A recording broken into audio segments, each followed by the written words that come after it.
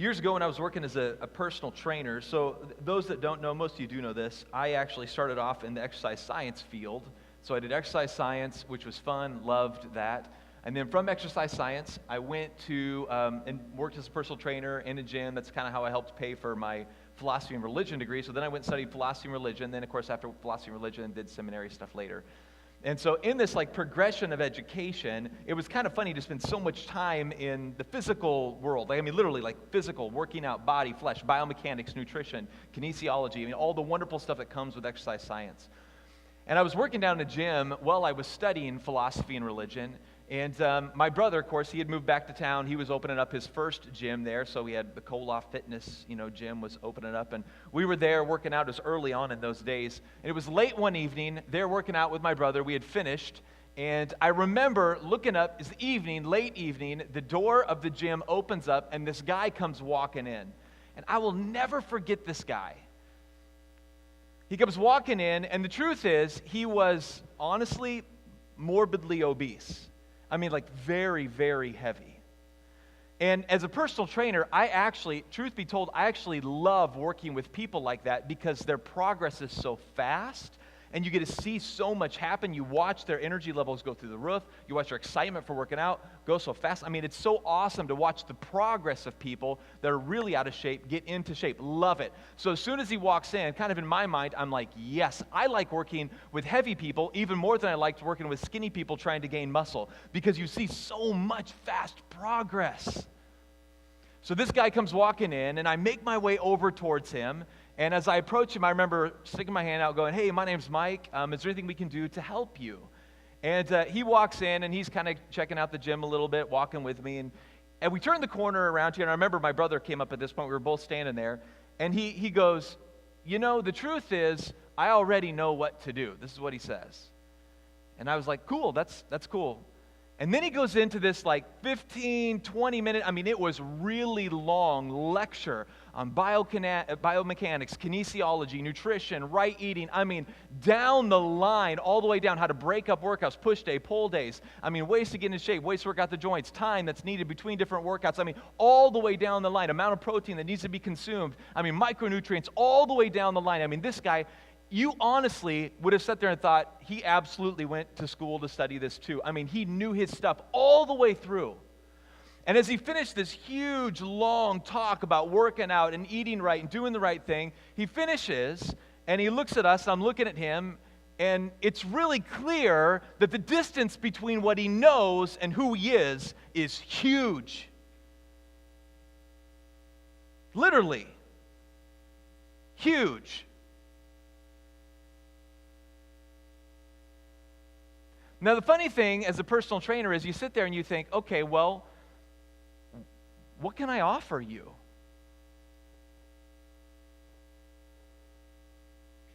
What can I offer you? I'm going to come back to that story here in a few minutes.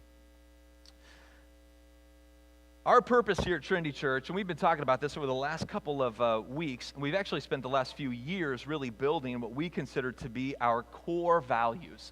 And by core values, what we mean is the principles that we want entwined into all of the different ministries that we have. These core things, they make up who we are. They are essential to our DNA. They are what gives us the heartbeat of the ministry. So whether it's downtown, we've got the brand new Burmese stuff that's going to a whole new level. We've been working on it. It's getting ready to go to a whole new level, whether it's the Hispanic ministry, I'm working with a Latino community, whether it's different campuses, whether it's working with the elderly in retirement homes, whatever it might be, these are core values that permeate every part of the organization. And really the purpose is this. Trinity works to make disciples by forming a right identity, so it's knowing who you are. You are not just dancing to your DNA. You're not just a chance or random, forming them all, because you actually are created on purpose by a creator. You are to be about the right activity. So what does that mean as a follower of God? What are we to actually be about? And then ultimately, the attitude part. And we have found, at least in the last number of years, watching this ministry grow, that a lot of long-term people get the identity right and the activity right, but they don't necessarily get the attitude right. And a lot of brand new Christians, they're way pumped about the attitude, but they've definitely got some identity and activity that's off. So when we talk about forming the right kind of person, we literally mean this holistic encompassing of a right identity, of a right activity, and a right attitude. And they all do matter a lot. Full participation. So today we're going to be talking about full participation. The mission of God requires all hands on deck. In fact, if you were to go and see, we've got these little signs, we've got the new one up here, little posters. Full participation, you're going to read this, you're going to see it on there. The mission of God requires all hands on deck. And the expanded explanation of this goes like this. In order to fulfill God's vision, every person needs to be engaged in God's mission. There is no such thing as a Christian observer where all they do is just observe Christianity, they don't participate in it.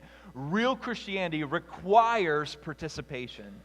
Following Jesus means nothing less than full participation. Christ gave his all for us. We follow his example by giving our all for him and his purposes. Now, there's really kind of two primary ways to talk about this. One of them is breadth, meaning everybody that's present absolutely is called to participate in the mission.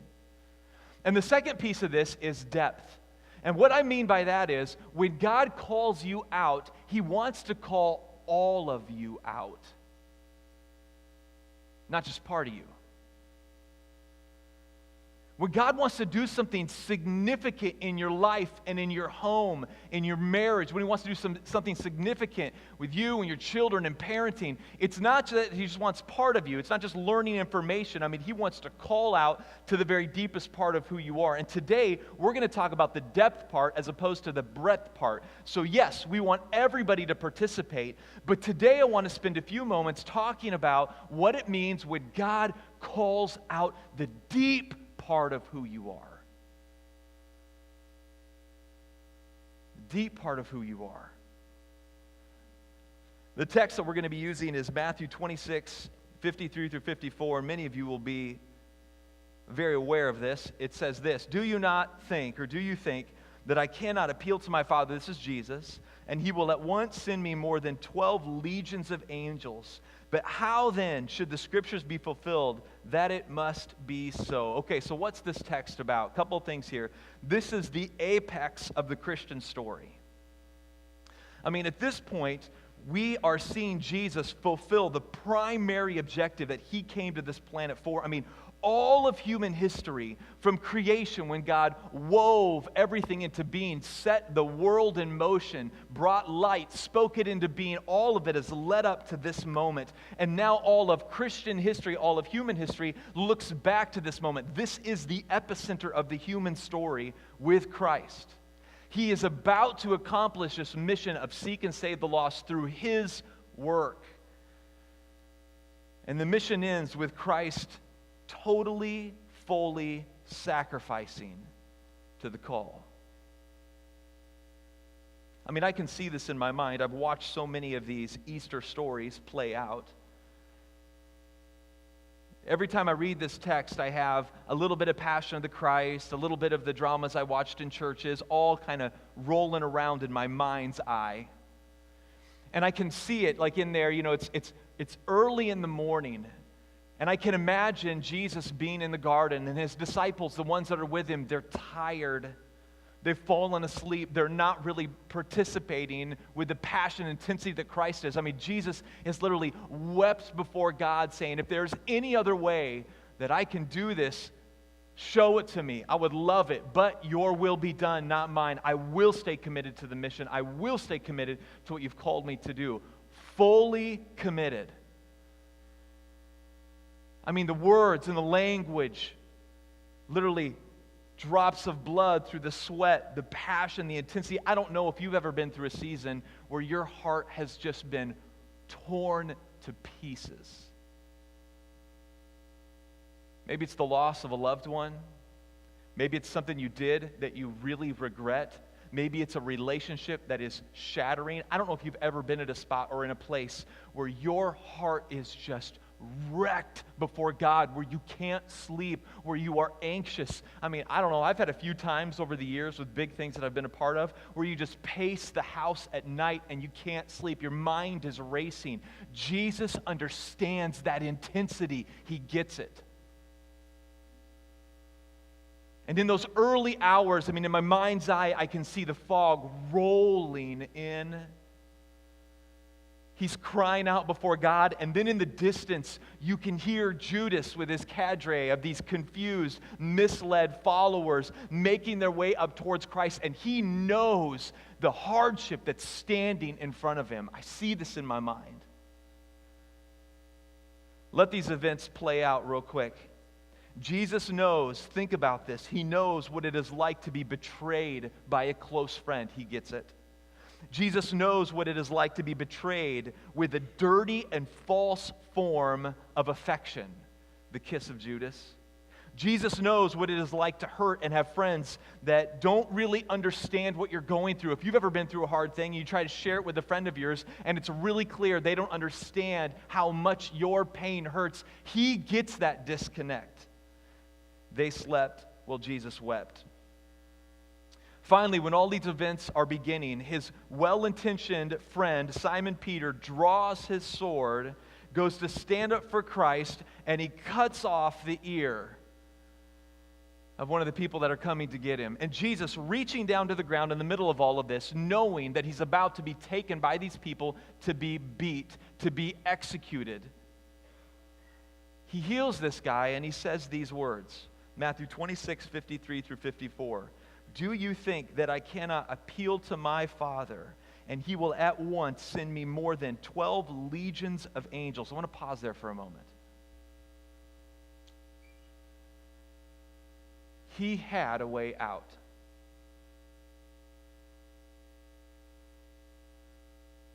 How many of you have been in a difficult season of your marriage? And you wish there was a way out?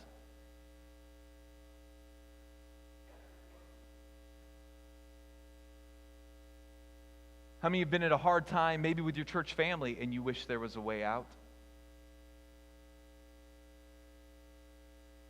How many of you had a hard time with parents, relationships, friends, you name it, and you wish there was a way out? He had a way out. He had a way out that would have been significantly easier than the difficulty and the abuse and the tension that was standing in front of him. This dude had a way out. Listen to what the text says, 54. But how then should the scriptures be fulfilled that it must be so? Jesus makes it so abundantly clear. He chooses this. The whole idea of a legion. Now, whether this is like literary, hyperbole in some way, or actual numbers that Jesus is quoting, either way, it's massive. A legion is 6,000, right? So think of it in the Bible. Every time an angel shows up in front of humans, what do the humans do? They quake in fear, they fall over. So in your mind, imagine not just a legion, 6,000, but if these numbers all line up, 72,000. It's a whole army. So in your mind's eye, see this. These silly, misled, confused people are arresting Jesus. He is letting this happen, and beyond their visible eyesight, there is a whole army of Jesus' people standing there that could step in and rescue him. Can you imagine what's going through their mind? One of them could wipe out Rome. And a whole army of them stand and look at their Christ, about ready to be mistreated, about ready to be taken to the cross, beat and abused.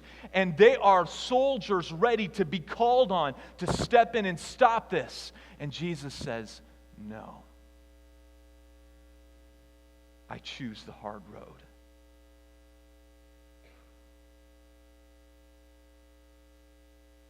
He chose this. Most people have got this. I want you to see it really clear. Most people choose to follow Christ. Now, okay, before I read this, look back up here real quick before we read this together. Man, I pray that as we go through the next few moments, that the theology of what's being laid before you, I pray that it pierces the deepest part of your heart.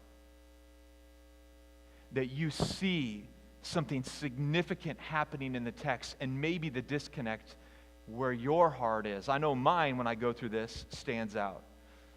Most people choose to follow Christ when they have exhausted all other resources. I want to stop there for a moment.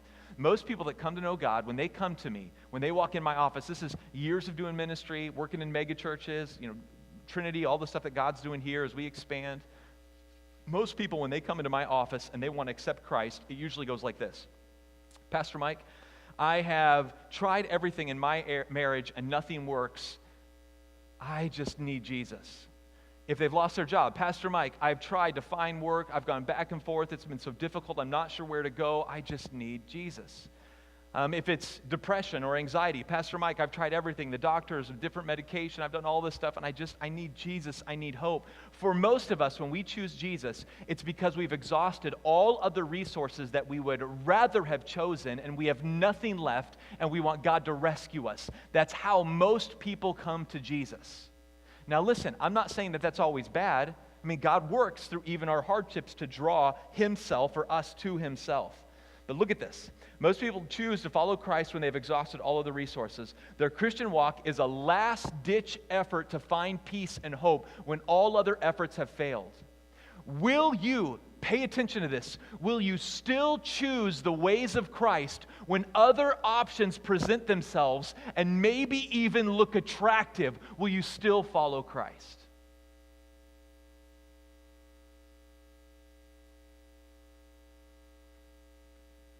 So when we don't have a job and we're desperately in need of one, we're committed.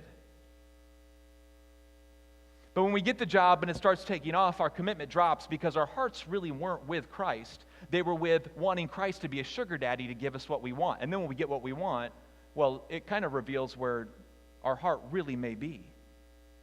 Or when you're in a hard marriage and you feel like there's no way, this is it, if this is the best option I got, then I'm committed to it. But as soon as another option presents itself, you begin to see where the commitment piece really is, and that reveals a really interesting part of our heart. See, the beauty of Christ before the cross is He chose it. He chose it. I mean, in a sense, there was no other option because He was committed to do what's right. But in a sense, there was other options because He could have called, as He said, legions of angels to rescue Him in a significant way. I want to do a little theology here. This is important that we think this through. When we think of faithfulness, I want to be really clear, when we think of faithfulness, we think of it individualistically, meaning our will, desires, ideas being supported. Biblical faithfulness is all about trust of God and ultimately submission to His ways. I want to stay on that for just a minute. Go ahead and go back one more time, sorry. When we think of faithfulness, we tend to think of it individualistically, meaning our will, desires, ideas being supported. If the organization we work for is faithful to us, what we really mean is, are they listening to my ideas? Are they doing what I want? Do I feel like I'm valuable? It's really me-centric. Are you being faithful basically means, are you giving me what I want? That's how we tend to think of it, especially in the West. That's what faithfulness means to us. Now, biblically speaking, this is really interesting. Faithfulness, now this is good. This is Dr. Michael Allen. Go ahead. Yep, you're good. Dr. Michael Allen, this is his 13th lecture. Right now I'm going through a class for the fun of it on the evolution of social ethics. I'm always in school. I like school. I'm just a nerd at heart. I like the gym and I like the classroom. Those two worlds are fun for me. And so this is, I'm going through a lecture right now, a lecture series by Dr. Michael Allen. This is his 13th lecture. He says this: the law, literally meaning the Bible, the map, the Bible as a map showing us how to live and what we ought to do and how we ought to act. The Bible shows us what's demanded, and against that image we see how far short we fall in and of ourselves. It's as though you can see the blueprint for an appropriate assembly of an object, and you compare it to the way in which you have assembled that object. You can see the flaws. You can see the missteps. Now, what is he talking about here? I'm going to come back to this. Basically, he means that when you come even into the church as a Christian and you give your heart to Christ, and then you start reading the Bible, as you read the Bible, you see the missteps, the parts of your assembled heart that are not made right. The Bible, like a magnifying glass, can show you the things inside of you that aren't on. He goes on to say this: You can see the insufficiencies. Calvin argues that God intends this pedagogical use to prompt us in confessing our sin and turning to Christ again and again for our salvation, for our forgiveness, Dr. Michael Allen. Here's what he means by this. The reason Christians need to be in the Word on a regular basis is it reveals, like a mirror, like a magnifying glass into your soul. It shows you the true condition of your heart. The true condition of your heart. I mean, even pausing for a moment and looking at Christ in the garden before the cross, you get to see the ideal of a heart committed to the mission. So back to the gentleman that walked into the gym. I'm going to invite Scott to come up, and we're going to be done in just a few minutes. So there I am in the gym. It's late in the evening. I'm in the middle of I'm coming near the end of my degree in philosophy and religion. I already finished all the exercise science stuff. I was doing philosophy and religion at that time. And my life pretty much consisted, I had a few years of my life where I lived either sitting in a classroom or in a gym, training people or working out. That was my whole life back then. I weigh about 190 right now. At that point, I was like 240. All I ever did was lift weights. All I ever did was study in the classroom. I loved those two worlds. That's all I did, back and forth, classroom, gym, classroom, gym, classroom, gym. And I will never forget that night.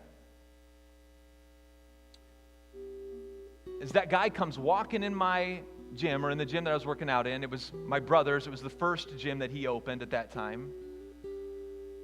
And he walks in, and he is very, very large. Walks up to us, and he begins to go into this huge lecture about working out. And the truth is, he was spot on. Everything he said was great. I really need to eat this way. I really need to be paying attention to these kind of news. I know that I'm not eating healthy because of. I know I have not exercised in a long enough amount of time that I probably do these type of workouts. I know my range of motion is only limited because of on and on and on. I know I divide my workouts by this and this. I know, just straight down the line, on and on. He even pointed at equipment. I'm really not in the place right now because of my knees and weight where I can do this. I really ought to probably do. Down the line, this guy knew his stuff. Knew it. As he stood before me, morbidly obese. He knew his stuff.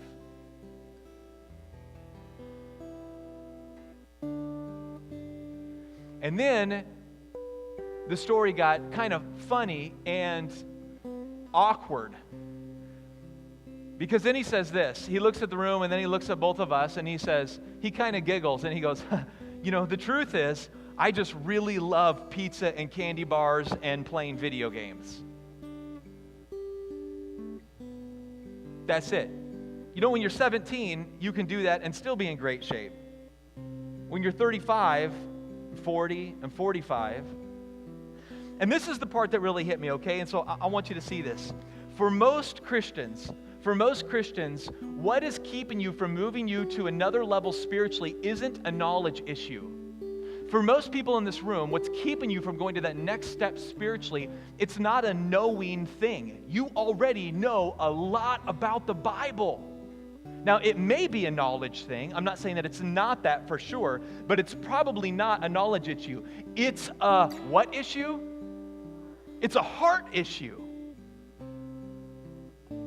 That's what's actually standing in the way. Will you let go and truly trust God in all parts of your life? See, when we talk about full participation, we don't just mean everybody does a little bit, though that is what we mean. We do want you all to participate, whether it's prayer or serving in different areas. When we talk about full participation, we also mean it is so vitally important that we as believers take the time to evaluate the actual condition of our heart.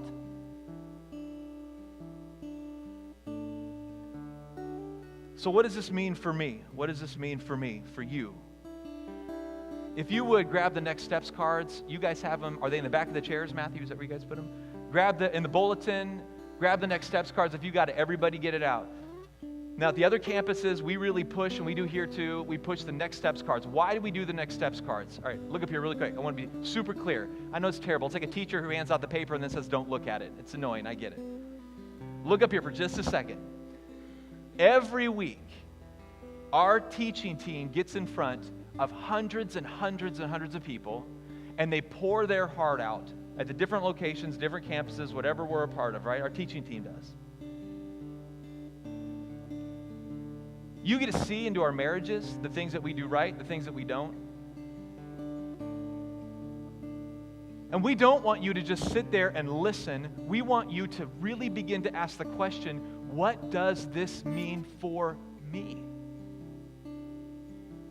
Don't just sit and absorb more information. Don't just sit and hear a good story. Don't just gain more knowledge. Take the time to weigh your heart. What does this actually mean for me? And so here's what I want to ask. What does this mean for me?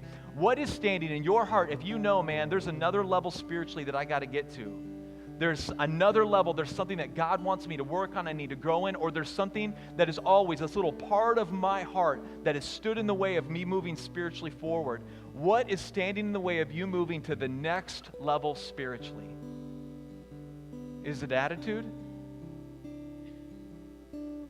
Is it an addiction?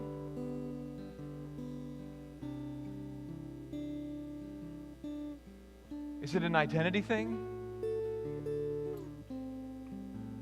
Take a moment and on the card, just fill it out. What do you need to lay before the Lord and go, God, this has stood in the way of me moving forward spiritually? Or, God, this is something I really need to grow in, and I've just not been intentional in it. And the distance between knowing about you and actually being in the presence, having a heart that is fully in the presence of Almighty God in my spirit, this is standing in the way. I want you to write it on the card. Maybe it's you need to forgive somebody that you've just held bitterness towards. It's been too long. Maybe it's a conversation you need to have. Maybe it's an attitude that you need to let go of. I've just been critical and angry. Write it down on the card. And here in a moment when Matthew comes up and we participate in communion, take your card with you, whatever step it might be. We all can grow. And lay it on the table and go, God, in your heart, God, this is yours, and I remember your work, your commitment. And as you break that bread, listen, as you break that bread, remember, Jesus chose this for you. He chose the hard road. For God so loved the world that he gave his only begotten Son, that whoever believes him shall not perish but have eternal life. We know this scripture. He chose it for you. Will you choose to take this on in your commitment to him to go to another level spiritually? Will you?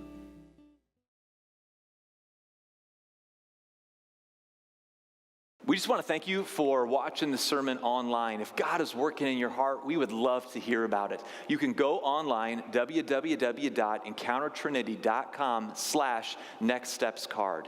You can fill out information there. Let us know what God is doing in your heart.